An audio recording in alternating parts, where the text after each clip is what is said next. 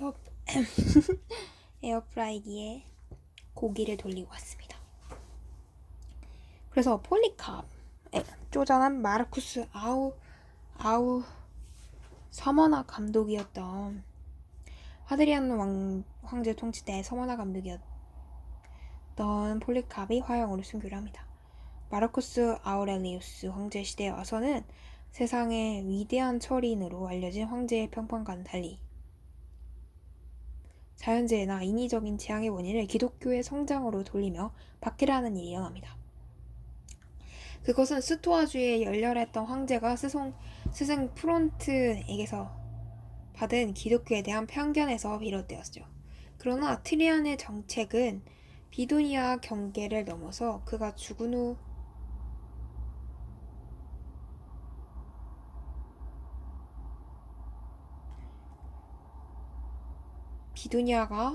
비두니아의 경계를 넘어서 그가 죽은 후에도 250년경에 이르기까지 계속 성행되었습니다.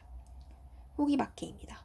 로마 제국은 248년 건국 기념 1000년을 축하하는 축제를 거행하였습니다. 제국 전역에서는 로마의 옛신들에 대한 신앙이 새롭게 고조되었고요. 흥분한 공중들은 기독교인들을 공격하기 시작하였습니다. 수개월 사이에 제국은 이교 신앙과 기독교 신앙의 갈등에 휘말리게 되었습니다.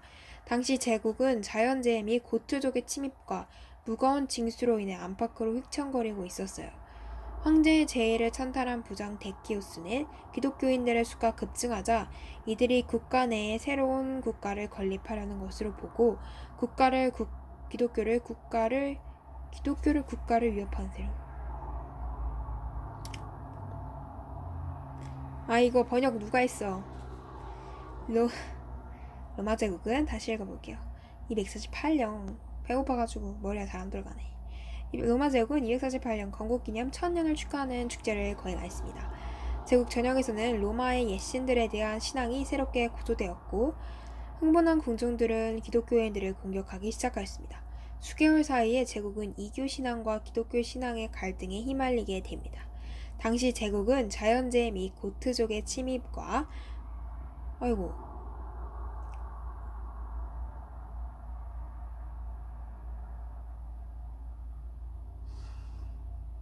기독교인들을 왜 공격해 갑자기? 제국 전역에서는 로마의 옛신들에 대한 신앙이 새롭게 고조된 건 이해해. 근데 그 흥분한 군중들이 너무 은혜를 많이 받았나봐. 걔네들이 어떻게 은혜를 받은 건지 모르겠지만 감정적으로 흥분한 군중들은 기독교인을 공격하기 시작했습니다.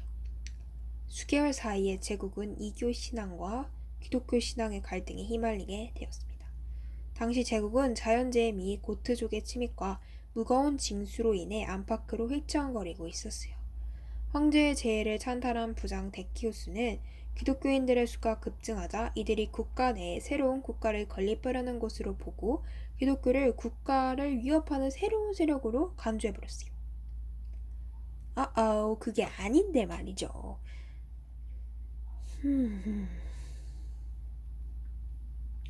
따라서 그는 황제 위에 오르자 제국 전역에 걸쳐서 조직적이고 일률적인 박해를 가함으로써 기독교를 로마 제국에서 근절시키고자 했습니다. 그는 최소한 1년에 한 차례씩 로마의 신들과 황제의 수호신을 모신 제단에 제물을 요구하는 칙령을 발표하고 제물을 드리는 자에게 증명서를 발급해 주었어요. 데키우스 박해 이후 발레리안 황제 박해 때 오리겐과 키프리안 등이 순교하였습니다. 마지막 박해의 주자는 디오클레티안입니다. 그렇지 않나는구만. 여기서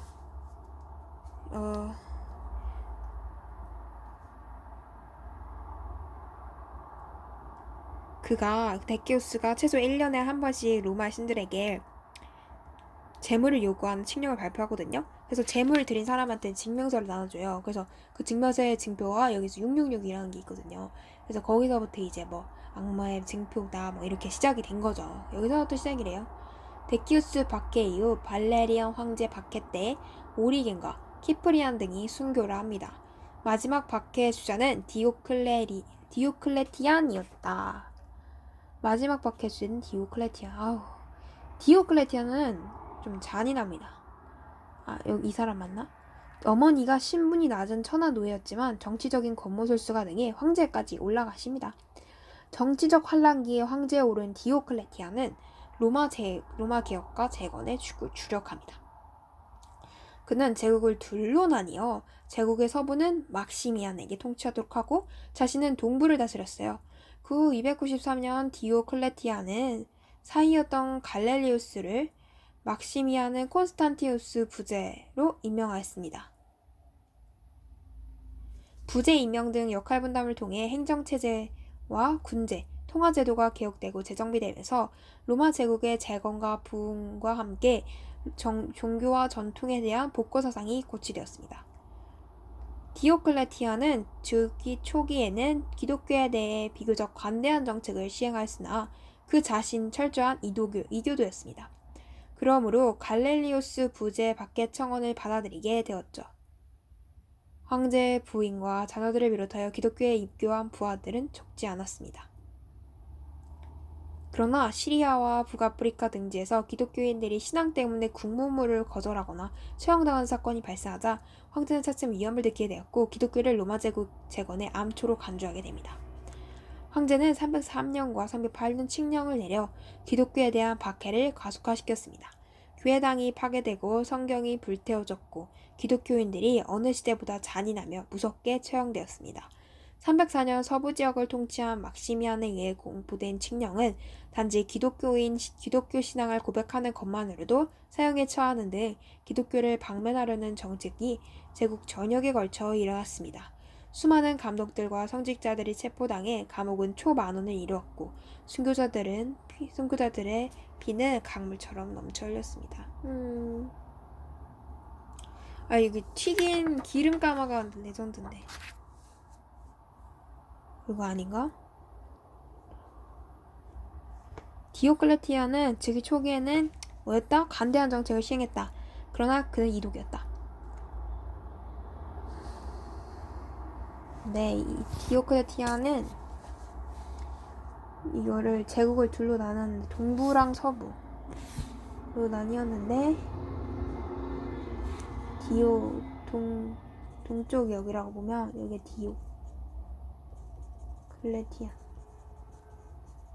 디오클레티안이고 서부는 막시미안. 미안해 해야지. 막시미안. 자신은 콘스탄티누스. 디오클레티안 사위 이따 좀 중요하지 않아. 갈렐리우스.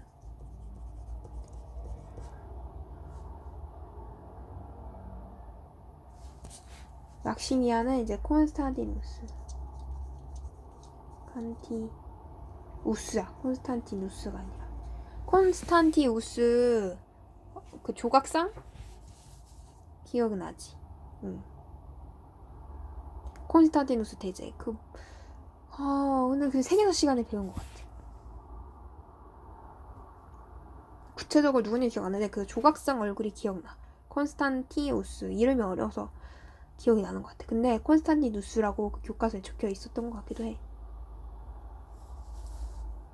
네, 이렇게 있었는데 디오클레티안은 즉위 초기에 관대한 정책을 시행했는데 갈렐리우스가 박해해달라고 부탁했고 황제의 부인과 자녀들을 비롯하여 기독교에 입교한 부하들이 적지 않았다면 많다는 거잖아. 근데 시리아와 북아메리카 등지에서 기독교인들이 신앙 때문에 국무부를 거절하고 막 처형당한 사건이 일어나니까 위협을 느껴가지고 303년부터 308년 칙령을 내려가지고 03에서 308 여행 가고 싶다. 근데 칙령을 내려 기독교에 대한 박해를 가속화시켰다. 칙령. 그때 칙령이 되게 중요했다고 들었던 것 같은데.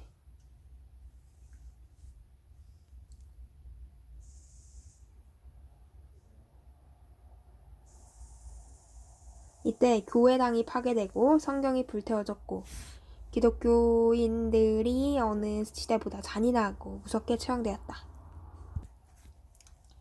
잔인하게 처형되었고 304년 서부 지역을 통치한 막시미안에 서부 지역을 막시미안이 아직 갈릴레우스가 아무튼 그런가 봐. 좀 헷갈리지만 헷갈리지 않아. 네, 뜬금없어. 서부 지역을 통치한 막시미안에 의해 공부된 칠력은 단지 기독교 신앙을 고백하는 것만으로도 사형에 처하는데 기독교를 아예 그냥 박멸시키려 그랬대. 아휴. 10대밖에 외워야겠쥬? 외워야 합니까? 후기박해가 전기박해 엄청 길고 후기박해가 되게 짧아. 근데 이 영어의 데키우스 이유가 후기인데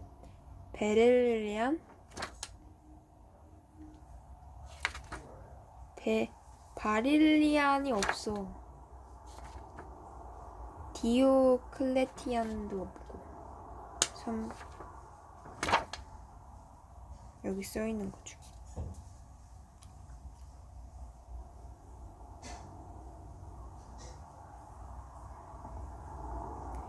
트리안 아니면 이거 써있는 걸 내가 못 읽는 걸지도 몰라. 막시미안이구나. 얘가 막시미너스 막시미안을 이렇게 쓰지. 떼끼우스는 근데 떼끼우스는 전에 나왔던 것 같은데 지금 후기박해잖아. 너는 늙으니 하여튼 잘 모르겠고 하여튼 난 이 표 수업이 굉장히 중요한데 교수님이 표 수업 넘어가고 싶죠? 그래서 좋다고요? 그래서 셀프 자문자답 하시면서 넘어갔어. 난 이게 중요했단 말이야. 이게 이해가 안 돼가지고. 그럼 패스해도 되나봐. 이처럼 250년 그러면 100점을 못 맞겠지?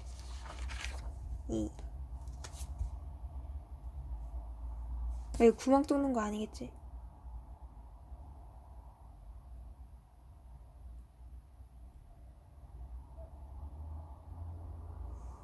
근데 막 아니야. 기말고사 중간고사 본다 그랬어.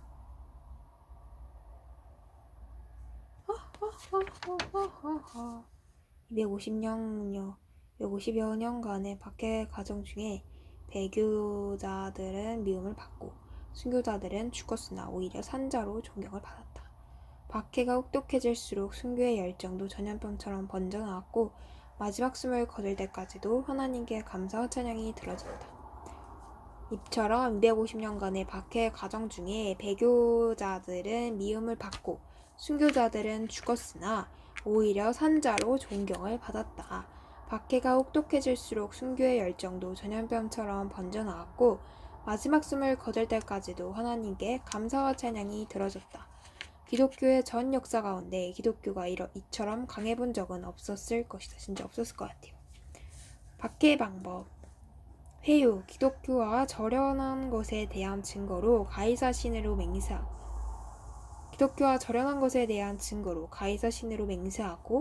예수 그리스도를 저주하거나 성경과 신앙적인 기물을 파괴하거나 주면은 죄를 사면함. 강경, 직접적 박해, 직업 방해, 재산 불수, 공직 박탈, 사회에서의 추방, 폭력과 방화, 화형, 십자가 형벌, 맹수와의 격투 등 이런 게 있고 마음 아파요. 간접적으로는 밥 앞에 불평등하게 대우하거나 불충성 시민으로 낙인을 찍히거나. 박해에 대한 대처. 박해가 끊이지 않고 계속 이어지자 교회는 지하를 도피하였고 기독교에 대한 억측과 헛소문에 대해 대처할 필요성을 느끼게 됩니다. 2세기에 들어와 기독교는 영지주의와 유대계들로부터 위협과 도전을 받고 있었어요. 더욱이 로마 제국을 배경으로 한 이교도들이 기독교에 대해 큰 반감을 가지고 있었어요. 이교도들은 당시 기독교에 대해서 정치적으로는 국가에 대하여 반역적인 불충의 존재나 국가에 위협을 주는 불순한 세력으로 매도하였고 철학적으로는 기독교 진술이 미신적이라고 주장하였습니다. 박해가 끊이지 않고 이어지자 교회는 지하, 카타콤으로 도피했고 기독교에 대한 억측과 헛소문에 대하여 대처할 필요를 느끼게 됩니다. 그쵸. 오해를 그대로 놔두면 안 되겠죠. 2세기에 들어와 기독교는 영지주의와 유대교로부터 위협과 도전을 받고 있었습니다. 더욱이 로마 제국을 배경으로 한 이교도들이 기독교에 대해 큰 반감을 가지고 있었죠. 이교도들은 당시 기독교에 대해서 정치적으로는 국가에 대하여 반역적인 불중의 존재나 국가에 위협을 주는 불순한 세력으로 매도하였고, 철학적으로는 기독교 준술이 미신적이다 라고 주장했어요. 반역적이거나 미신적이다. 너희들 반역적이잖아. 미신적이잖아. 국가에 위협을 주잖아. 불순하잖아. 이렇게 하니까 속사도 교부들은 박해를 받아도 그에 대한 특별한 응전의 모습을 취하지 않았습니다. 그러나 점증되는 박해의 위협 속에서 기독교인의 무죄함을 증명하는 동시에 전도의 목적과 기독교의 우월성의 가치를 드러내고자 하는 apologize, 변증이 기독교인 지식층으로부터 시작되었습니다. 2세기 중반쯤부터 비기독교인들로부터 비방과 이론적 공격에 대해 대처하는 자들이 등장하기 시작하였는데, 그들이 바로 그를 통해서 이교도들과 투쟁에 나선 변증가들이었습니다. 변증입니다. 자, 변증이 무엇이냐? 아폴로게는 speaking of defense, better defense 라는 의미로 변증으로서 상대방의 이론적인 공격에 대한 이론적 방어 행위를 말합니다. 즉, 기독교가 비기독교인들로부터 받는 공격에 대해 자기를 방어하거나 변호하는 것이죠. 영어의 apologize, an expression of regret. 즉, 부적당한 언어나 행위에 대한 반성, 유감의 표현은 바른 정의가 아닙니다. 말 그대로 변증을 하는 거예요. 방어하는 거예요. 상대방의 이론적 공격에 대해 방어하는 행위를 변증이라고 합니다. 변증가들은 호교론자라고도 합니다. 보호하다 그때 호, 그리고 기독교에서 호교론자. 요즘의 신학자들과도 비슷하다고 볼 수 있죠. 기독교의 신앙과 생활을 잘 이해하지 못하고 오해와 편견에서 헛소문을 유포하거나 세속적인 관점에서 기독교를 공격하고 박해를 정당화하는 이교도 철인 및 이방 종교 지도자, 그리고 로마 제국의 정치가들에게 저수를 통하여 기독교를 옹호하는 변론을 하였습니다. 변증가들은 주로 히랍 철학의 용어와 사상을 채용하여 기독교 신앙의 내용을 설명할 뿐만 아니라 기독교의 정당성과 탁월성들을 이론적으로 변증하였습니다. 그런데 이러한 지적 작업은 후에 초기 기독교 신학 발전의 정초를 이루는 계기를 낳게 합니다. 변증서들의 구분입니다. 변증가들의 작품은 내용별로 몇 가지로 나눠볼 수 있어요. 호소문 형식의 작품, 그리고 설명이나 답장 형식의 서간문 형태, 논쟁적이며 충고적인 교훈을 담은 작품, 그리고 이방 종교에 반대하여 쓰여진 작품들. 호소를 하는 작품 같은 경우는 콰트라투스의 디오그네투스에게와 아테나고라스의 그리스도인들을 위한 탄원. 그 이름부터 뭔가 호소하는 느낌이 들지 않습니까? 콰트라투스 디오그네투스에게, 아테나를 딱 펼쳐가지고 아테나 고라스 해가지고 아테나 펼쳐서 호소를 막 한 거죠. 안테나가 아니지만 아테나 고라스. 그래서 그리스도인들을 위한 탄원 이런 거. 그래서 호소문 형식의 작품이 있고, 두 번째는 설명해주고 답장. 야 이거라며. 아니야, 답장해줄게. 그래서 답장하는 서간문 형태. 데오필루스 대필 글 같은 거 쓰고 편지 같은 거 쓰고 대필 해서 대필하는 거죠. 땡땡땡. 그래서 편지 같은 거 설명이나 답장 서간문 형태라 그랬으니까 데오필루스의 오토리쿠스, 도토리 아니고요, 오토리쿠스입니다. 오토리쿠스에게 주는 3권의 책이라고 말을 했네요. 설명이나 답장 형식의 오토리쿠스. 도토리도 같이 껴주려 그랬고, 동글동글지. 도토리 떼굴떼굴 도토리가 어디서 왔나. 이거는 설명이나 답장 형식, 이런 것들이 설명이나 답장 형식의 서간문 형태를 채용한 것이다. 그럼 셋째는 논쟁적이며 충고적인 교훈을 담은 작품입니다. 자, 논쟁적이며 착착착 논쟁하는 기분, 논리적으로 교훈을, 충고적인 교훈, 이런 것들은 이제 특정한 대상을 지칭하여 지필되지 않은, 이번에 아테나고라스 또 썼어? 죽은 자들의 부활에 대하여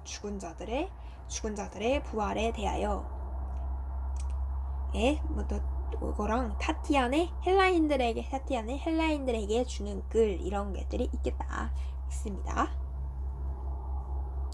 넷째, 이방 종교에 반대하는 자포입니다. 이방 종교 반대하는 자포 뭐냐면 라틴어로 쓰여진 터툴리안의 편지 같은 거. 아, 여름에 밖에 나가서 완전 시원한 찬바람 쐬면서 여유를 느끼고 싶다. 아싸, 이제 곧 온다. 근데 이제 여름 조금 더 살면은 또 더워가지고, 근데 이제 더 더운 밖에 쫙 돌아가다가 에어컨 쫙 마시면 좀 행복하지 않습니까? 근다가 이제 그 여름 그렇게 헤개거리면서 버틴 다음에 그렇게 살다 보니 어느 순간 가을이 싹 가지고 시원한 바람을 칼칼칼 해서 아하 너무 행복해 생각만 해도 막 내가 사랑하는 10월 빨리 빨리 와. 아 근데 아껴놔야 돼. 지금 이제 6개월 남았죠. 제 생일은 6월 달인데요. 6월달 너무 바쁠 것 같아요. 그래서 이방 종교에 반대하는 작품 라틴어로 쓰여진 터툴리안의 편지. 지금도 좋아. 날씨가 약간 지금 가을 여름에서 따지면 초가을 말고 좀 진행된 가을 시즌이잖아 지금이. 어찌 보면 가을일 수도 있어.